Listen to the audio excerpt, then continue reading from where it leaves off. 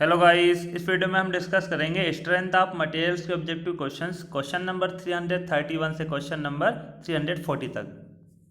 Question number 331, the deflection at the free end of a cantilever subjected to a couple M at its free end and having a uniform flexural rigidity EI throughout its length L is equal to.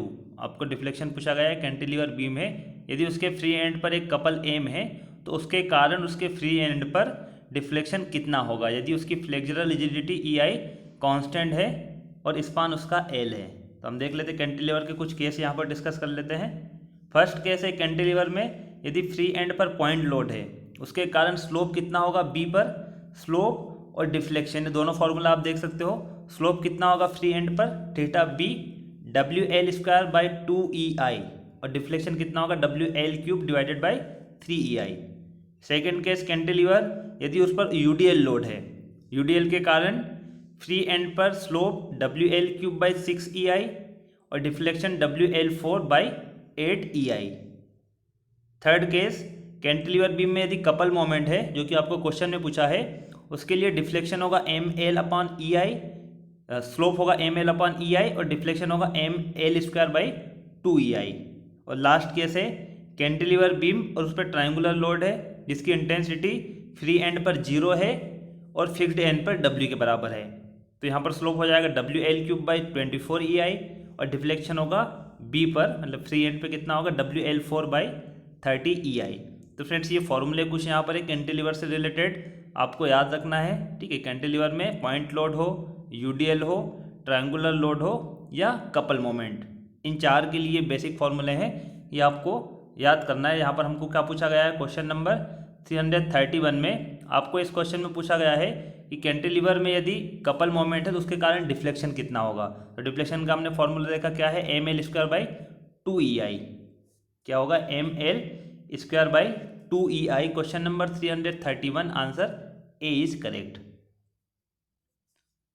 Question number 332, in figure 10.78 the maximum bending moment at the fixed end of the cantilever caused by the UDL is M। एक cantilever beam है और उस पर UDL load है तो उसके कारण maximum moment M है। The bending moment at a section L/5 from the free and is. तो आपको इस सेक्शन पे बताना है, कंपेयर करना है आपको मैक्सिमम बेंडिंग मोमेंट और यहाँ पर आपको बेंडिंग मोमेंट निकाल के कंपेयर करना है कि यहाँ पर कितना होगा इस पॉइंट पे L/5 पे फ्री एंड से। दोनों को कंपेयर करना है। ये बीम आपको गिवन है, ये M है, तो मैक्सिमम बेंडिंग मोमेंट A पर होगा, कितना है आपको M गिवन है। ठीक है, और हम निकालेंगे तो W इंटू L, ये लोड हो जाएगा और लोड की डिस्टेंस कितनी होगी L/2, मतलब WL²/2, ये होगा moment, maximum moment at A। इस पॉइंट पे B पे निकाल लेते हैं, वो कितना होगा, W UDL है, ठीक है, और लेंथ कितनी है UDL की, L/5, और इसकी डिस्टेंस हो जाएगी आधी, मतलब L/5 से हाफ से हम डिवाइड कर देंगे 2 से, तो ये डिस्टेंस होगी लोड इंटू परपेंडिकुलर डिस्टेंस, ये हो जाएगा मोमेंट। जब इसको कैलकुलेट करेंगे तो कितना आएगा, M/25 के बराबर। ठीक है, ये WL²/2, ये WL²/2 है, यहाँ से हम M रख देंगे, M/25, 100 से मल्टीप्लाई करेंगे तो कितना होगा, 4%। तो बेंडिंग मोमेंट MB, मतलब इस पे कहाँ कितना होगा, 4% of M। Question number 332, answer क्या हो जाएगा, आंसर A करेक्ट होगा, 4% of M।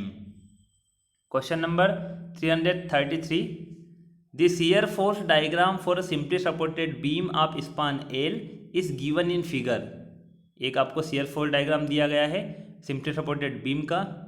The maximum bending moment is, यहाँ पर मैक्सिमम बेंडिंग मोमेंट आपको बताना है कि शियर फोर्स डायग्राम से मैक्सिमम बेंडिंग मोमेंट कितना होगा। तो फ्रेंड्स हमें रिलेशन पता है, क्या होता है, dm/dx बराबर शियर फोर्स। ठीक है, ये रिलेशन आपको पता होगा, इससे क्या हो जाएगा, dm बराबर f/dx। ठीक है, तो आपको यदि मोमेंट निकालना है तो जो शियर फोर्स डायग्राम है उसका जो एरिया होगा, एक क्वेश्चन हम ऐसा किया हमने, उसका एरिया जो होगा वो मैक्सिमम बेंडिंग मोमेंट वहाँ पर उस सेक्शन के बीच आपको मैक्सिमम बेंडिंग मोमेंट देगा। तो इस शियर फोर्स डायग्राम में यदि आप एरिया निकालोगे किसी भी एक सेक्शन में, देख सकते हो W इंटू L1, ठीक है, किसी का भी आप इसका निकालना है, इसका निकालना, W/L1 होगा। ठीक है, तो ऑप्शन जो सी है वो करेक्ट हो जाएगा। Area of shear force is equal to maximum bending moment, option C is correct. Question number 334, list first और लिस्ट सेकेंड, दो लिस्ट यहाँ पर गिवन है। लिस्ट सेकेंड में मेथड दी गई है और लिस्ट फर्स्ट में नाम दिया गया है, name of person whom the methods of analysis are associated। यहाँ पर मेथड देख लेते कौन कौन सी है। पहली मेथड है मोमेंट डिस्ट्रीब्यूशन मेथड। ठीक है, मोमेंट डिस्ट्रीब्यूशन मेथड, इसका आएगा हार्डी क्रॉस, ये किस साइंटिस्ट ने दी थी, Hardy cross. Second method of determining crippling load, ये तो हम पढ़ चुके हैं, यूलर। यूलर का फॉर्मूला भी हमें पता क्या होता है, पाई स्क्वायर EI/L इफेक्टिव का स्क्वायर, ये होता है यूलर का क्रिपलिंग लोड या बकलिंग लोड या यूलर लोड भी उसको कहा जाता है। Third theorem of three moments, theorem of three moments है क्लेपिरॉन से रिलेटेड और थिक सिलेंडर लेमे।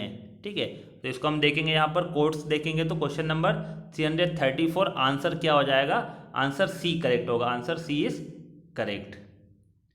नेक्स्ट क्वेश्चन है question number 335, a propped cantilever of span L carries a uniformly distributed load of W per unit run over its entire span. The value of prop reaction to keep the beam horizontal is। यहाँ पर आपको एक prop cantilever beam दी गई है जिसका span L है, उस पर एक UDL है W। ठीक है, पूरे स्पान पे, तो आपको रिएक्शन की वैल्यू बताना, रिएक्शन कितनी होगी। ठीक है, जिससे कि वो जो कैंटिलीवर बीम है वो हॉरिजॉन्टल रहे। ठीक है, उसमें कोई भी डिफ्लेक्शन ना हो। तो यहाँ पर डिफ्लेक्शन हम अलग अलग देख लेते हैं। पहले हम UDL के कारण देखते हैं। UDL के कारण डाउनवर्ड में होगा डिफ्लेक्शन, B का जो B सपोर्ट है उसका कितना हो जाएगा UDL के कारण, WL4/8 EI। और डिफ्लेक्शन ड्यू टू प्रोप वो अपर डायरेक्शन में होगा, अपर डायरेक्शन में कितना हो जाएगा, PL3/3 EI। यदि ये दोनों डिफ्लेक्शन बराबर होंगे, ठीक है, दोनों डिफ्लेक्शन बराबर होंगे तो B पर डिफ्लेक्शन नेट कितना हो जाएगा, 0 हो जाएगा। मतलब B पॉइंट पे कोई भी डिफ्लेक्शन नहीं होगा जब UDL के कारण डिफ्लेक्शन डाउनवर्ड डायरेक्शन में और प्रोप जो लगा हुआ है P उसके कारण डिफ्लेक्शन, ये दोनों बराबर हो जाएं और डायरेक्शन अपोजिट रहें। ठीक है, तो इससे B पर नेट डिफ्लेक्शन 0 हो जाएगा। तो हम इन दोनों को बराबर रख देते हैं और बराबर रख के यहाँ से P की वैल्यू निकाल लेंगे, वो कितनी होगी, 3/8 WL के बराबर। Question number 335 answer A correct होगा, 3/8 WL। ये दोनों डिफ्लेक्शन आपको याद रखना है। कैंटिलीवर बीम है उस पर UDL के कारण कितना होगा और पॉइंट लोड के कारण। वैसे हम ये देख चुके हैं, दोनों फॉर्मूले हमने फर्स्ट क्वेश्चन में डिस्कस किए थे। Question number 336, ABCD is a beam of length 5L which is supported at B and C having support length BC is equal to L and having two equal overhangs AB and CD of length 2L each. It carries a UDL of intensity P per unit length throughout the beam as shown in figure. The points of contraplexure will occur। यहाँ पर आपको point of कॉन्ट्राप्लेक्चर बताना है कि किसके बीच अकर होगा, eight B and C, at the midpoint of BC, nowhere in the beam, at the midpoint of AB and CD। ठीक है, ये यहाँ पर चार ऑप्शन दिए गए हैं। तो हम इसका बेंडिंग मोमेंट डायग्राम बना लेते हैं। उस डायग्राम को देख के हम बताएंगे कि कॉन्ट्राप्लेक्चर पॉइंट कहाँ पर होगा। कॉन्ट्राप्लेक्चर पॉइंट क्या होता है, वह पॉइंट जहाँ पर बेंडिंग मोमेंट अपना साइन चेंज करता है, पॉजिटिव से नेगेटिव या नेगेटिव से पॉजिटिव होता है, या जहाँ पर बेंडिंग मोमेंट 0 होता है, वो पॉइंट कहलाएगा कॉन्ट्राप्लेक्चर पॉइंट। ये बीम है, तो पहले हम क्या करेंगे, स्टेप 1 में यदि हम बेंडिंग मोमेंट डायग्राम बनाना चाहते हैं या शियर फोर्स डायग्राम बनाना है, तो उसके लिए स्टेप 1 में आपको पहले रिएक्शन फाइंड करना पड़ेगा। रिएक्शन B और C सपोर्ट पे कितनी हो जाएगी, ड्यू टू सिमेट्री, मतलब जो लोडिंग है वो सिमेट्रिक है। ठीक है, तो उसके कारण रिएक्शन बराबर होगी और जितना भी लोड है उसके हाफ के बराबर, 5WL/2 5WL/2 ये रिएक्शन हो जाएगी B और C पर। स्टेप 2, बेंडिंग मोमेंट दोनों फ्री एंड पे कितना होगा, D और A पर 0 होगा। बेंडिंग मोमेंट C पर होगा -WL² और बेंडिंग मोमेंट B होगा -WL²। ठीक है, दोनों पर बराबर होगा। तो इसका जो बेंडिंग मोमेंट डायग्राम बनेगा, आप यहाँ देख सकते हो बेंडिंग मोमेंट कैसा बनेगा, D से C तक चेंज होगा, C से B तक कांस्टेंट होगा और B से A तक चेंज होगा। ये होगा bending moment diagram. There is no change in sign of bending moment. There will be no point of contraflexure in the beam, मतलब कहीं पर भी बेंडिंग मोमेंट जीरो नहीं हो रहा है और ना ही साइन चेंज कर रहा है। जीरो जैसे डी और ए पर होगा लेकिन सपोर्ट का नहीं देखते हम, इसके बीच में कहीं इसका साइन चेंज होना चाहिए, पॉजिटिव से नेगेटिव और नेगेटिव से पॉजिटिव, तो वो कहीं पर भी नहीं हो रहा है इसका साइन चेंज, इसीलिए यहाँ पर पॉइंट ऑफ कॉन्ट्राफ्लेक्चर नहीं होगा।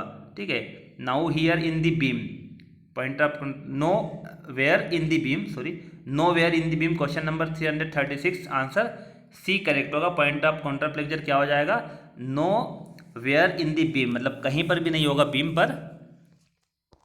क्वेश्चन नंबर 337, the structure shown in figure is stable if, एक स्ट्रक्चर आपको दिया गया है, एक यहाँ पर हिंज है, ठीक है, ये एक हिंज है, एक्स और वाई इन पे यूडीएल है अलग अलग इंटेंसिटी के, एक्स डिस्टेंस पर डब्ल्यू यूनिट यूडीएल है और वाई पर 2W पर यूनिट यूडीएल है। तो स्ट्रक्चर स्टेबल कब होगा, जब इस हिंज के अबाउट मोमेंट, ठीक है, इसके अबाउट मोमेंट W के कारण जितना भी होगा वो और 2W के कारण, इन दोनों के कारण बराबर हो और अपोजिट डायरेक्शन में, क्लॉकवाइज और एंटी क्लॉकवाइज। तो हम देखते हैं इस क्वेश्चन को। फॉर स्टेबिलिटी के लिए क्या होगा, इस पॉइंट पे मोमेंट जीरो होना चाहिए, ठीक है, तो क्या होगा W इंटू एक्स लोड और उसकी डिस्टेंस x/2, यहाँ पर 2W इंटू वाई और डिस्टेंस y/2, तो ये कितना हो जाएगा, x बराबर किसके होगा, y√2। क्वेश्चन नंबर 337 आंसर क्या होगा, आंसर डी करेक्ट होगा, x = √2 into Y. Question number 338, two simply supported beam B1 and B2 have span L and 2L respectively. Beam B1 has a cross section of 1 into 1 unit and beam B2 has a cross section of 2 into 2 units. These beams are subjected to concentrated load W each at the center of their spans. The ratio of the maximum flexural stress in this beam is, आपको यहाँ पर दो beam given है, beam B1 और beam B2। Beam B1 का span L है और B2 का स्पान है 2L, क्रॉस सेक्शन 1/1 और 2/2 गिवन है, दोनों पर लोड कॉन्सेंट्रेटेड लोड है W at centre of simply supported beam. तो बेंडिंग इक्वेशन हमें पता है M/I E/R और सिग्मा/Y होती है, तो यहाँ से फ्लेक्सुरल स्ट्रेस कितनी हो जाएगी, M/Z, और M/Z होगा मोमेंट कितना होगा मैक्सिमम सिंपली सपोर्टेड बीम है तो WL/4 और Z हो जाएगा BD²/6 के बराबर। तो यहाँ से फ्लेक्सुरल स्ट्रेस डायरेक्टली प्रोपोर्शनल होगी L/BD²। अब दोनों का रेशियो हम निकाल लेते हैं, sigma B1 sigma B2 L1, ठीक है, ये B1 में B1 सेक्शन जो दिया गया है बीम का L1 होगा, B1 है और DB1 है, और सेकंड में हम यहाँ रख देंगे L2 है, B और D 2 है, तो यहाँ पर रेशियो कितना आ जाएगा, 4 के बराबर। क्वेश्चन नंबर 338 आंसर क्या होगा, रेशियो क्या होगा, the ratio of maximum flexural stress in this beams is 4। Question number 338 answer A is correct. Question number 339, in a particular material if the modulus of rigidity is equal to the bulk modulus then the Poisson's ratio will be. ये question हमने same question एक किया हुआ है और इसका answer कितना आया था, 1/8। ये क्वेश्चन हम कर चुके हैं।